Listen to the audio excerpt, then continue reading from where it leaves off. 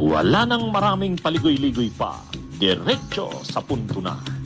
Maiksi lang ang komentaryo, pero diretso sa punto. Maraming kuro-kuro. May tiwali, may totoo.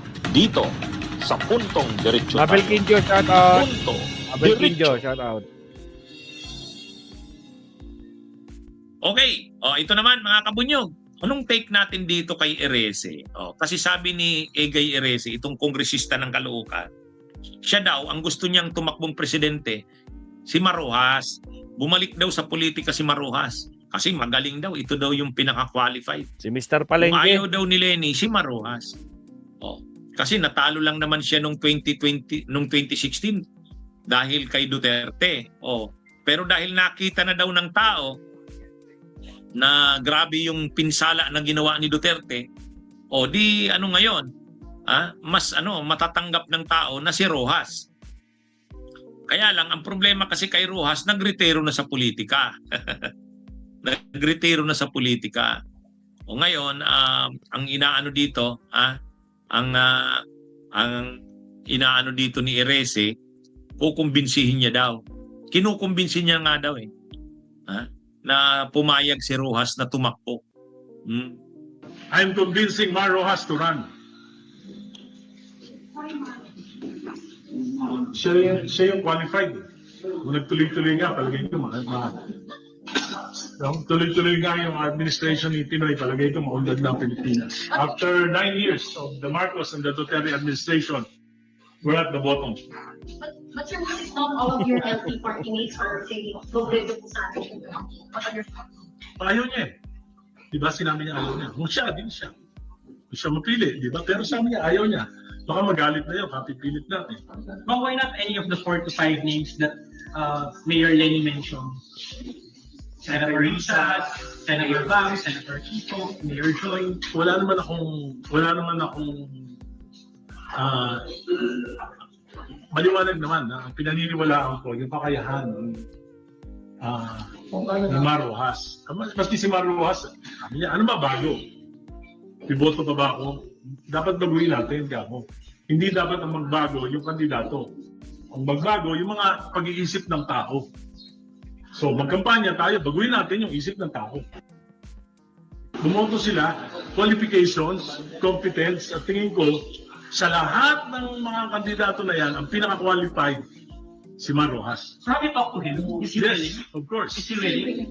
Alam mo si Mar Rojas, para yung nanligaw, binasket. Masakit sa kanya yung pagkakabasket sa kanya.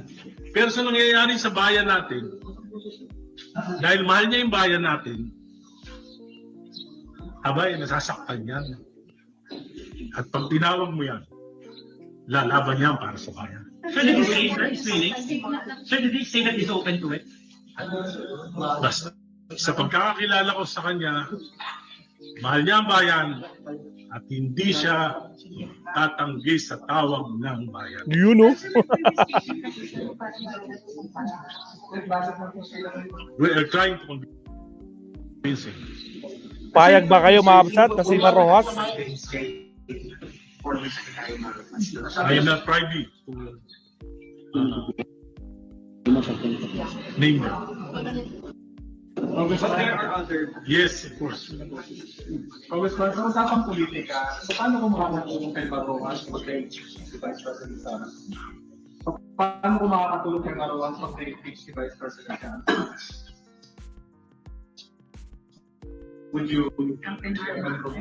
Na-impeach si Vice President Sara, ang maglalaban yung dilaw sa kayong pula. Yan mga kabunyog, mga kababayan. Ang sabi ni Rojas kay ni Erese, mas si Rojas daw kasi kung si Lenny daw nagdadalawang isip, si Rojas ay posible na Ang problema naman dito kay Erese kasi gusto niya pala na si Rojas ang tinutulak niya na maging pambato.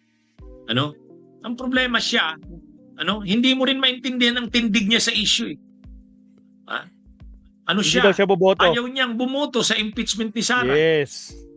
Paano ka ngayon makakakuha ng suporta para sa kandidato niya na si Marojas? Hindi naman karespeto ang stand niya ni Erese. Yun ang problema kay Erese. Yun ang problema sa kanya.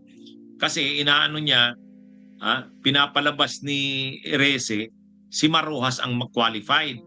O kaya lang, paano nga magiging qualified? Ikaw ang nagtutulak kay Marrojas na maging kandidato. So kailangan mo ang suporta ng ibang mga politiko. O paano ka makakuha ng suporta kay Marrojas?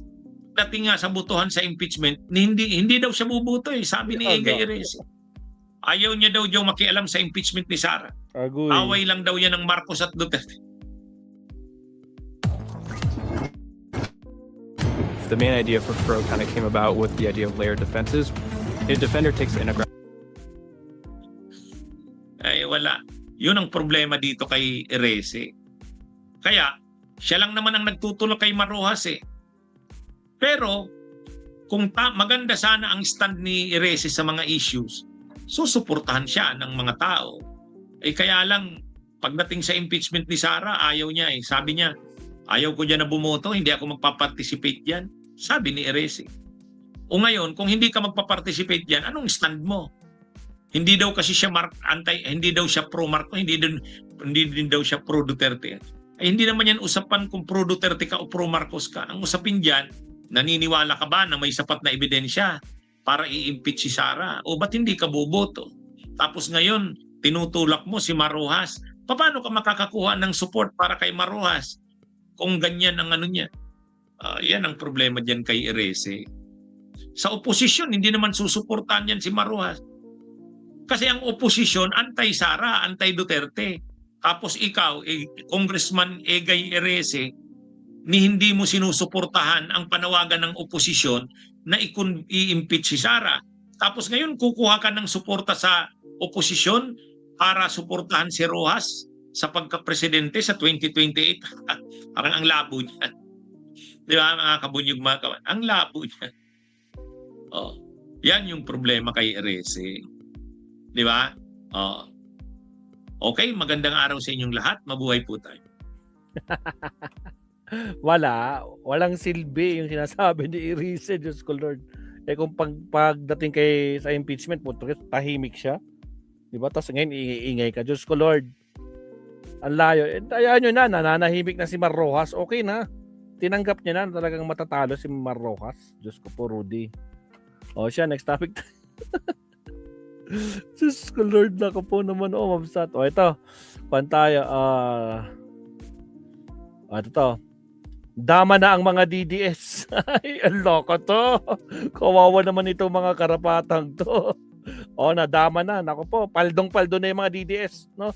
Dito kay NBI Director Matibag. Diyos ko Lord, nako po. Sige.